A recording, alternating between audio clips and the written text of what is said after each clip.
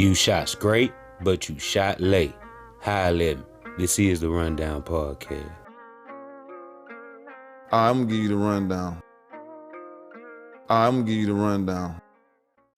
Brand new car, finna whip it like a stone. I was smoking on my ex, and it's the pack that got me choking. Bitch got ran down on for the principal. From my judgment of a man, that shit is inadmissible. Yeah, this new tape that's about to drop called X Woodpack, smoking on my ex. That, bro, I'm choking right now with this Nigolo. So that is like the craziest shit I've ever heard, because it sounds like you're not just making it up for no reason. That's the thing, like dead ass nigga, like you're dead, like dead. That shit dead, dead. Are we talking about like literally, or are we talking figuratively? I don't know what the hell's going on right now. Laura did tell me not to talk about it. Okay, you shouldn't talk about things like that on the podcast. But them. Was it like an abusive relationship or something? Did it get to the point where like you had no choice? Yeah, it's like you ain't got no choice. Like sometimes you really don't have a choice. Like I know females that never had a choice, and they was just dude popping up and threatening the whole family, and you know, and you know where people live. And I think about it, I'm like, you know where my loved ones live? You gotta go. You got to go. Especially if you got the audacity to threaten them. What? You threatening my people? Everybody gonna die. Oh, is we? You gotta take them out. You gotta take them out. Feeling great. Like, just had a court date and whatnot. Like, shit was kind of cool. They said I beat the case. Oh, for real? Walked in with a briefcase. It was a briefcase. You feel me? Like, This has been a highly anticipated court date, you know, on social media. People like, we got to check back in on this on the 23rd. exactly. You feel me? And luckily, I was able to do it virtually. Ready for the rollout for the project to get that done. I'm gonna drop on their head. I'm gonna drop on them tops. You know what I'm saying? Here lies my ex. Listen, you should have never died. You should have never played with me, because then I gotta take it to the 3rd degree. You know, like. So when I look at this little tombstone, I be like, man, it's crazy. So September 23rd is like the day I drop Pond them top. You know what I'm saying? So I had to put that on there. Well, not really.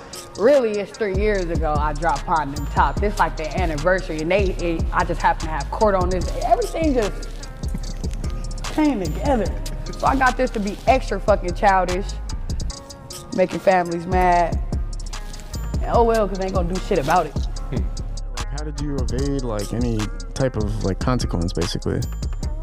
Well, we gonna find that out on September 23rd. Okay. So you have to go to court and everything and handle all that, basically. Bro, I was just in the courtroom. Like, they cloned Tyrone. The dude that got smoked wasn't even him, bruh. I'm trying to tell you. Oh, you made bro. a mistake in the person that you... No, I'm trying to tell you. He came back.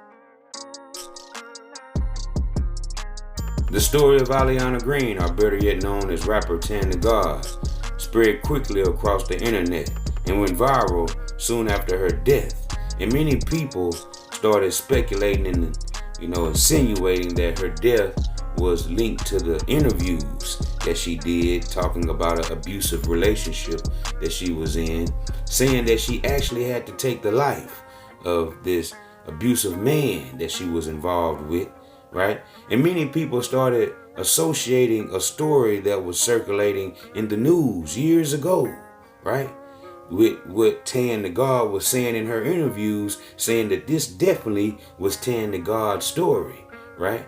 And this story was talking about an 18-year-old female who took the life of an older boyfriend, and the incident happened, it started inside the car, the incident, the argument or whatever, and she ended up gunning this guy down, okay? Now, how that story got implicated and associated with Tanda God's interviews, I have no idea.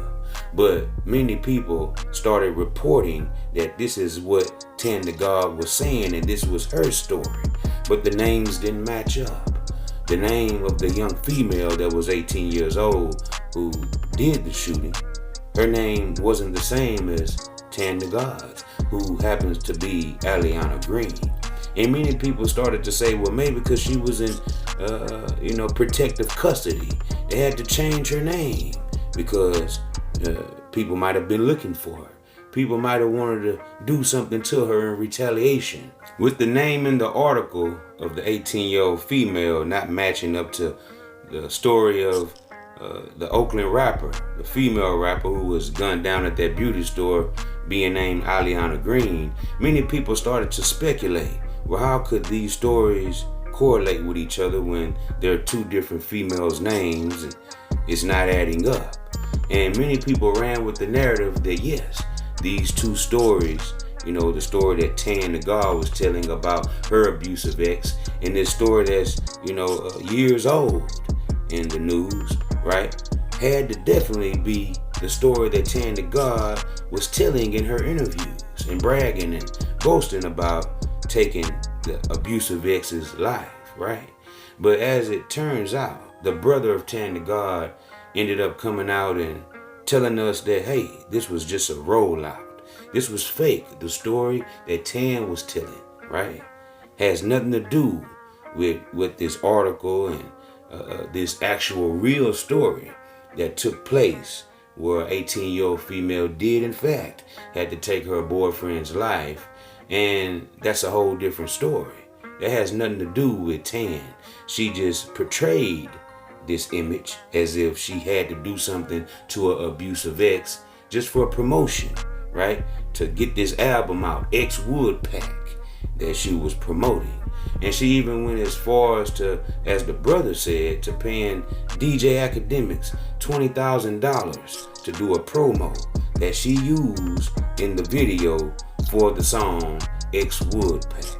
Tanda God's brother would take to his Instagram page to set the record straight, calling out all the bloggers and the vloggers and the people who was doing stories on his sister. Talking about she was some drill rapper, bro. Let's first off address that. She was not a drill rapper, bro. She was so creative and so dope, bro. Wasn't shit about what she's saying drill, okay? Then you said that something probably happened to my sister in retribution to the fact that she killed her ex-boyfriend 9 months ago and was doing this album about it called X Wood Pack, bro, and she went viral and all that shit on Academics. Yo, fam, let me tell you something, bro.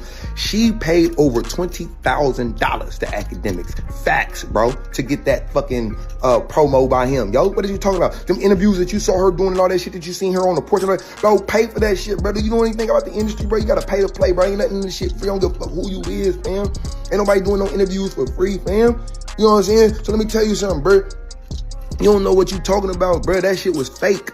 It was fake, bruh. She did not kill no ex-boyfriend, bruh, and make a whole album about it, bruh. Her last album, bruh, you tripping, bruh. You smearing my sister legacy, man. You need to fix that. Y'all niggas don't even know what the y'all talking about. Y'all doing all these reports and shit for clickbait. In her earlier years when she first started rapping, Tanda God went by Lil Tan. She put out mixtapes back then under that name, Lil Tan. And she made a post on Instagram sending love and condolences to her mother who passed away back in 2009. And her name was Tanya Levette Green. Okay, so now that Tanda God goes by this name, Tanda God, we can kind of see where she got that name Tan from, by her mother being named Tanya. Now, many people might be wondering, well, how did Tanda God's story that she was telling in those interviews about her abusive ex, her abusive relationship where she had to defend herself, right, with self-defense and take this man's life, how did her story get confused with this old news story of an 18-year-old female who also had a similar incident? Well, we may never actually find out who actually linked those stories together and ran with that narrative and put that, information out there. But what I can tell you is those are two different separate incidences, and what happened with that 18-year-old female had nothing to do with Aliana Green's story that she was telling because, like her brother said, that was a fake story that she made up, right? As a rollout for this album, That's My Ex pack, Ex Wood pack. Wow. Now, when the interviewer was trying to dig deep and find out more information about the court date, she stated that September 23rd, she was going to find out the outcome of the incident that took place, right? But what many people didn't notice is that Tanda God was actually referring to when she was saying, that's the day I dropped Pon Them Top. That's the day I dropped Pon Them Top. Meaning, that's the day I dropped the album on their head. Okay? Because Pon Them Top is not nobody's name. If you have that much sense, you would know that. Pon Them Top. That's the day I dropped Pon Them Top. September 23rd, meaning the day she was dropping that album. Ex Wood pack. Now, many people were wondering, why didn't nobody close to her? Why didn't family and friends say, hey, Allie, this is not a good idea for you to be acting as if and insinuating that you took an ex-boyfriend's life and going on interviews and bragging and boasting, saying that this fictitious person's family isn't going to do nothing about it, right? Well, maybe Tanda God thought to herself, well, it's not true, so who's going to do something about something that I didn't do, right? So a lot of people were, wondering why people close to her didn't say nothing. But Hometown Hero made a post on his Instagram, and they said that, once Tanda God told them about, hey, I'm going to do this rollout, my ex pack, right? And they asked her, well, you think that's a good idea? Are you sure about that? And she said, just trust me. This is going to work. And he said that it caused quite a stir when she did drop it, and it did work. So, I seen that question being asked, why nobody close to her and give her the advice to say, hey, this is not cool, glorifying that you took somebody's life, right? And at the end of the day, when you really listen to her interviews, did she say that she actually killed somebody? Well, she, insinuated, but she never came out of, her mouth and actually said the words, I killed such and such. She never said any name. She never actually gave details on what happened. She never said she shot anybody, but she made it seem as if by using the phrase smoking on my ex, right? That's a term that, people use when they actually take somebody's life. So maybe that's where the confusion came in at, and she knew this. She knew that using that type of wordplay would, get people thinking that she actually, took the life of her ex-boyfriend who was allegedly abusing her. And to push the narrative even further into the gullible people's head who would, run with the narrative that she was putting out, she had this graphic image of her ex, alleged abusive ex, with a smoking blunt for his head, and this would also make people believe that she was indeed, in fact, smoking on her ex. After the unfortunate death of Tanda God, many people will associate her death to the things she was saying in her interviews about taking her ex-boyfriend's life in self-defense and bragging about it and boasting about it. Right? Saying that nobody was going to do nothing. Tanda God had built 20,000 followers on Instagram and was launching a career as a rap artist when she agreed to appear at the grand opening of Glamour Beauty Supply on Telegraph Avenue at 40th Street in Oakland on Saturday. She perched on this gold throne, a purple and pink floral wall behind her, and posted photos and comments for her followers throughout the afternoon. But at 5 o'clock, a shooter showed up at the store. Witnesses to the shooting say they were here inside the store. They heard yelling, an altercation outside, and then shots fired. No one wanted to go on camera, but off-camera witnesses said that Tanda God collapsed outside this gate on the sidewalk, that a gunman took off running. Across the street, there are bullet holes and shattered glass. Some witnesses hid inside an adjacent donut shop until the coast was clear. Oakland police said paramedics arrived and Tanda God was transported to the hospital, where she later died. Oakland police said a second gunshot victim showed up at a local emergency room in stable condition. Police are asking for the public's help with videos or photos that could assist with their investigation as they try to establish the circumstances around the shooting. Well, the victim is known as Tanda God, a rapper with more than 20,000 followers on Instagram and a bright future ahead of her. According to the people who knew her, they say the young entrepreneur and music artist was passionate about her music, and they never saw this coming. A woman shot dead in broad daylight. Yeah, everybody ducked and hide behind the cars and stuff. It was supposed to be a celebration. Glamour Beauty Supply on Telegraph in Oakland was hosting a grand opening on Saturday. The historic beauty shop closed back in May but was under new ownership. Friends identified the woman killed as Aliana Green, known as Oakland rapper Tanda God. The new owner of the shop, who declined an interview, says he invited the well-known Oakland rapper to the event because she was a supporter of Black-owned businesses. This is video from her Instagram. She was promoting the grand opening and having a meet and greet with fans. She was performing there, and this guy with the hoodie just walks in through that gate and just started shooting. I hear some shots, right? So the shots I thought was just part of the music, the performance, and then I heard 3 really loud shots. Vincent, who works the donut shop next door, says people came into his shop for cover from the gunfire. Police are tight-lipped about what led to the shooting, but friends of the rapper, who were too scared to speak on camera, tell us they think she was targeted, and witnesses agree. He was targeting her only. I saw it. He wasn't shooting at everybody. He was just shooting at her. I think the rapper was screaming, I'm hit, and she was just laying on the ground until the medics came. Police say a second person was also shot but survived. A friend of the rapper, Ernest Holloway, who's seen here in this video with her, says she will be missed in the local music community. She was very passionate, just very driven to be successful at what she did. More evidence came out and more people were saying that, look, it's more to that. It's politics to this, right? And I got to thinking, well, what kind of politics are, they talking about?